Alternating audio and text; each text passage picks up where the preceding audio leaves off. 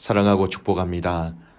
오늘도 주님의 은혜와 사랑으로 승리하는 하루 또 한 주간이 되시기를 주님의 이름으로 축복합니다.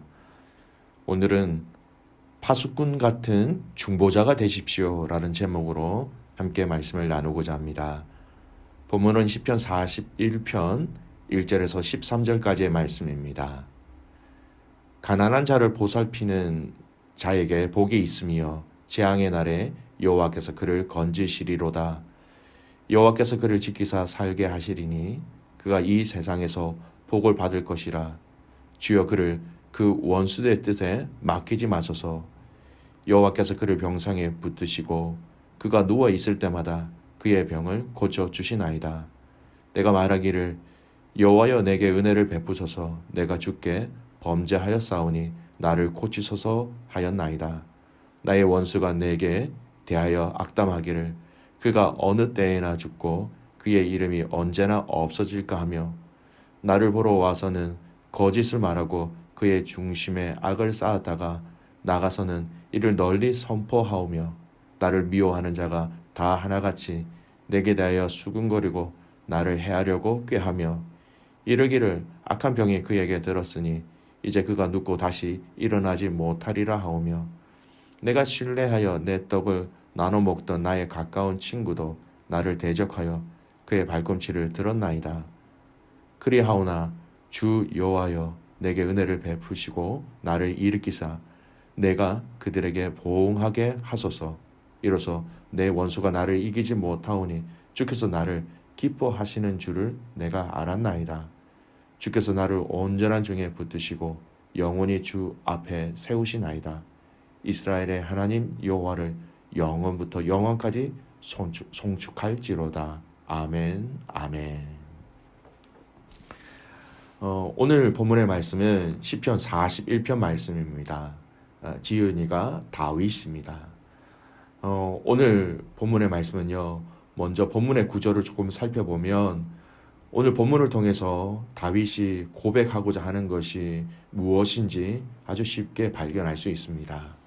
잠깐 말씀을 보면요. 1절에서 3절까지의 내용과 또 4절에서 13절 내용으로 조금 나누어서 오늘 내용을 생각해야 될 것 같습니다. 1절에서 3절까지의 말씀은요.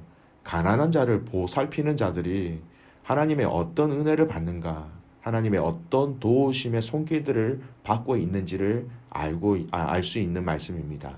그리고 연이어 4절에서 13절 끝절까지의 말씀은 이 도우시는 하나님을 다윗은 자신의 어려운 상황과 환경 가운데 적용하면서 하나님의 인도하심, 함께하심, 그리고 이기게 하심을 간절히 소망하고 고백하고 있는 구조로 되어 있습니다.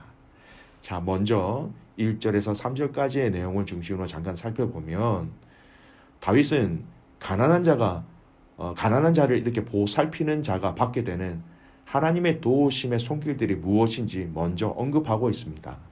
여러분 1절에서 3절 내용 중에 이 가난한 자를 보살피는 자들이 받게 되는 하나님의 도우심이 어떤 것들이 있습니까?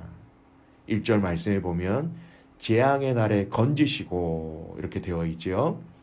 2절 말씀에 보면 지키시고 살게 하시며 3절 말씀에 보면 또한 병상에서 고쳐주신다 이렇게 언급하고 있습니다. 재앙의 날에 건져내시고 또 지키시고 살게 하시고 특별히 3절에는 병상에서 고쳐달라고 주님 앞에 부르짖을 때에 고쳐주신다라고 말씀하고 있는 것이죠. 여러분 가난한 자를 보살핀다라는 것 여러분 참 중요합니다. 가난한 자를 보살피는 것 이것은 하나님이 기뻐하시는 것이고 하나님의 뜻이지요. 잠언 19장 17절 말씀해 보면요. 가난한 자를 불쌍히 여기는 것은 여호와께 구워 드리는 것이니 그의 선행을 그에게 갚아 주시리라. 가난한 자를 불쌍히 여기는 것, 그리고서 도와주는 것, 물질을 흘려보내는 것, 시간을 드리는 것, 이것은 여호와께 구워 드린다라고 얘기하고 있습니다. 결국 여호와 하나님께서 갚아 주신다라는 것이죠. 아주 중요한 말씀입니다. 이사야 10장 2절 말씀입니다. 가난한 자를 불공평하게 판결하여 가난한 내 백성의 권리를 박탈하며 과부에게 토색하고 고아의 것을 약탈하는 자는 화 있을진저. 이사야 10장 2절 말씀은 가난한 자들에 대해서 불공평하게 대하는 것은 이것은 하나님께 화를 받는 그런 악을 행하는 것이다. 반대적인 의미로 이렇게 얘기하고 있습니다. 여러분, 가난한 자, 연약한 자, 구약에서는 고아, 과부, 나그네라는 이 세 종류의 사람들을 언급하면서 얘기를 하지요.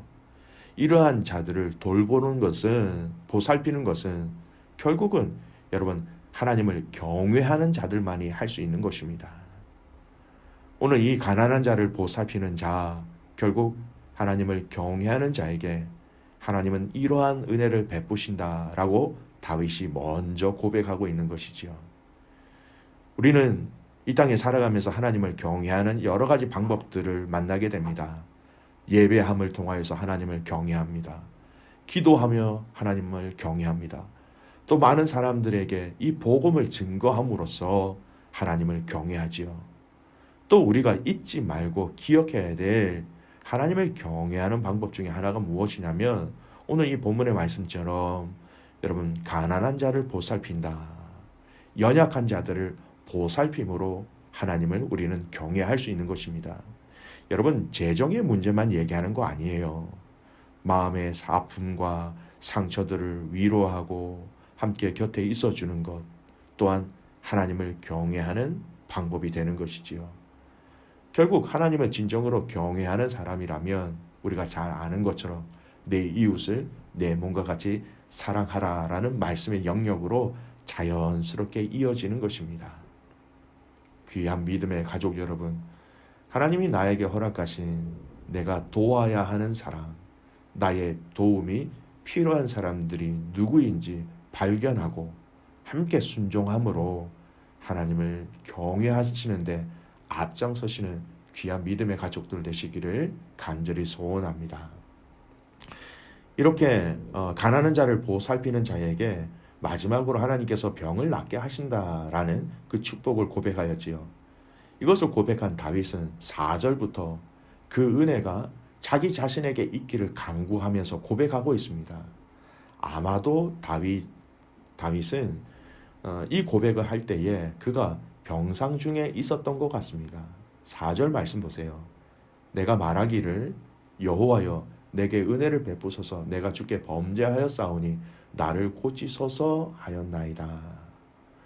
구체적으로 다윗이 어떤 병인지 어떠한 상황에 이 고백이 있었는지 알 수는 없지만 가난한 자를 보살핀 하나님을 경외한 자가 병상 중에 하나님의 고치심을 받은 것처럼 그 고쳐주심을 간절하게 다윗은 간구하고 바라고 있는 것이지요. 여러분, 우리는 우리에게 다가오는 병에 대해서 틀림없이 하나님께 고쳐달라라고 기도해야 합니다. 왜냐하면 예수님도 이 땅에 오셔서 아프고 병든 자들을 고쳐주셨고요. 이 병을 고쳐주심으로 예수님의 하나님의 아들이심을 우리의 구원자이심을 분명히 세상 가운데 보여주셨습니다. 예수님 이후에 사도들도 제자들도 많은 복음을 증거하는 그 과정 속에 병을 고치는 기적의 역사를 통해서 하나님의 살아계심을 증거하였지요.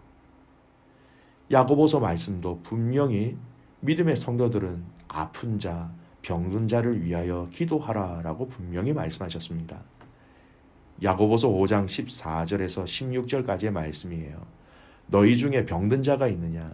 그는 교회의 장로들을 청할 것이요 그들은 주의 이름으로 기름을 바르며 그를 위하여 기도할지니라. 믿음의 기도는 병든 자를 구원하리니 주께서 그를 일으키시리라. 혹시 죄를 범하였을지라도 사하심을 받으리라. 그러므로 너희 죄를 서로 고백하며 병이 낫기를 위하여 서로 기도하라. 의인의 간구는 역사하는 힘이 큼이니라. 분명히 말씀을 통하여 병든 자들을 위하여 기도하라라고 말씀하십니다. 여러분, 오늘 야고보서 읽은 말씀에 예수님의 이름으로 기름을 바르고라는 말이 무슨 의미일까요? 기름을 바른다. 그 당시 병든 사람을 고치는 데 사용되어졌던 약품을 얘기하는 것입니다. 약을 쓴다라는 거예요. 그리고 기도하라는 것입니다. 그리고 이 기도 가운데 하나님은 병든 자를 고쳐주시는 것뿐만 아니라 죄사함의 은혜까지도 허락하신다라고 말씀하십니다. 오늘 다윗이 이 하나님의 고쳐주심의 은혜를 구하는 과정 속에 그가 고백한 고백이 아주 중요한 오늘 이 야고보서의 말씀과 동일한 맥락으로 이어지는 고백이 하나 있습니다. 4절 말씀 보십시오. 내가 말하기를 여호와여 내게 은혜를 베푸소서 내가 주께 범죄하였사오니 나를 고치소서 하였나이다. 여러분 모든 병의 원인이 죄는 아니지만 다윗은 자신의 병을 하나님께 고쳐달라라고 하나님의 은혜를 나에게 베풀어 주십시오라고 고백하면서 혹 이 병이 나의 범죄함으로 시작되었다면 용서해 주십시오라고 이렇게 고백하고 있는 것입니다. 믿음의 가족 여러분, 우리가 하나님을 경외하며 하나님을 인정하는 자들이라면 틀림없이 하나님은 우리의 기도를 들으시고 응답해 주십니다. 그리고 하나님이 당신의 때와 당신의 영광을 위하여 분명히 병든 자들을 고쳐주신다라는 것이죠.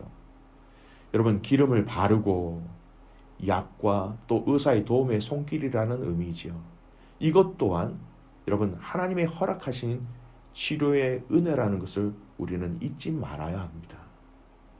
그리고 사람의 힘으로 도저히 고칠 수 없는 병들도 있지요. 이러한 병들도 하나님은 당신의 영광을 위해서 당신의 때에 당신의 방법으로 하나님이 고쳐주시는 것입니다. 혹 여러분 하나님이 우리의 병을 고쳐주시지 아니하신다 하더라도 여러분 낙심하지 않기를 바랍니다. 여러분 사도 바울도 복음을 증거하기 위해서 자신의 몸의 가시를 고쳐달라라고 얘기했을 때 하나님은 고쳐주시지 아니하였죠. 내 은혜가 내게 족하다라고 말씀하셨습니다. 하나님은 하나님 보시기에 가장 좋은 것을 가장 좋은 타이밍을 통하여서 일하시기에 여러분 고쳐주시지 아니하셔도 우리는 하나님에 대한 그 믿음으로 이것까지도 받아들일 수 있어야 하는 것입니다. 왜냐고요? 진정한 하나님 나라에 대한 믿음과 확신이 있는 자들이라면 고쳐주지 아니하심에 대한 부분도 믿음으로 받아들일 수 있게 되는 것입니다. 왜냐하면 이 땅에서의 삶이 모든 것이 아니기 때문입니다. 이 땅에서의 삶이 마지막이고 다가 아니기 때문에 우리는 잠시 육신의 장막을 가지고 이 땅에 잠시 왔다가 지나가는 본향을 향하여서 걸어가고 있는 순례자이기 때문입니다. 다윗은 오늘 본문의 후반의 내용을 통하여서 고백하고 있는 것이 무엇입니까? 이렇게 나를 지키시고 고쳐주시고 세워주시는 그 하나님은 우리의 원수들이 우리를 이기지 못하도록 하신다. 그리고 더 중요한 고백이 있지요. 나를 기뻐하시는 하나님. 11절 말씀. 나를 기뻐하시는 줄을 내가 알았나이다. 다윗은 이것에 관심이 많았던 것입니다. 그래서 마지막 하나님을 찬양하고 노래하면서 이 시편 41편의 말씀 고백을 끝맺고 있는 것이지요. 말씀의 결론을 맺습니다. 귀한 믿음의 가족 여러분, 몸과 마음이 아픈 자들을 위하여서 여러분 기도해 주십시오. 전심으로 기도해 주십시오. 그 기도 가운데 하나님의 고쳐주심의 역사가 분명히 일어날 것입니다. 그리고 그 은혜가 사랑하는 그 지체와 가정 가운데 넘쳐나게 해달라고 또한 부르짖으며 끝까지 싸워 모든 믿음의 가족들이 승리할 수 있도록 우리는 그렇게 기도해야 하는 것입니다. 원수들이 나와 사랑하는 귀한 믿음의 가족들을 넘보지 못하도록 여러분 파수꾼과 같이 깨어서 하나님 앞에 중보하는 중보자가 되시기를 간절히 소원합니다. 연약한 마음, 상처 입은 마음, 우울증, 우리의 육체적인 여러 가지 불안과 염려와 고통 가운데 있는 자들을 위하여 하나님의 은혜를 간구하며 고쳐달라고 부르짖으며 그 고쳐달라함의 부르짖음 가운데 하나님의 은혜를 베푸셔서 죄사함의 역사까지도 경험할 수 있도록 이것을 위해서 하나님 앞에서 앞장서서 부르짖으며 간구하며 기도하며 승리하는 가족들 되시기를 주님의 이름으로 축복합니다. 네, 기도하겠습니다. 하나님 아버지 감사합니다. 오늘 시편 41편 말씀을 우리에게 주심 참 감사를 드립니다. 하나님, 오늘 우리의 마음을 다하여 정성을 다하여 하나님 경외하는 자가 되게 하시고 하나님 사랑하는 자들이 되게 하셔서 그 사랑하는 마음이, 그 경외하는 마음이 연약한 자, 가난한 자, 상처 입은 자들을 향하여 우리의 시선을 돌리며 그들을 향하여 우리에게 부어주신 것들을 흘려보낼 수 있는 믿음의 용사들이 되게 하여 주시옵소서. 하나님, 이를 위해서 하나님 앞에 엎드려 기도하는 자들 되게 하여 주십시오. 병든 자, 아픈 자들을 위해서 기도하라고 하셨사오니 파수꾼과 같은 마음으로 기도의 중보자가 되어서 그들의 모든 연약함들을 고쳐달라고, 회복시켜달라고 부르짖는, 깨어있는 믿음의 용사들 되게 하여 주시옵소서. 한 주간 또 살아갑니다. 아버지 하나님, 2020년 마지막 이 한 주간 남아있는 이 시간을 통하여서 하나님의 놀라운 은혜와 사랑과 역사를 경험하고 고백하는 한 주간이 되게 하옵소서. 그렇게 행하실 하나님을 신뢰하며 살아계시는 예수님의 이름으로 감사하며 기도드리옵나이다. 아멘.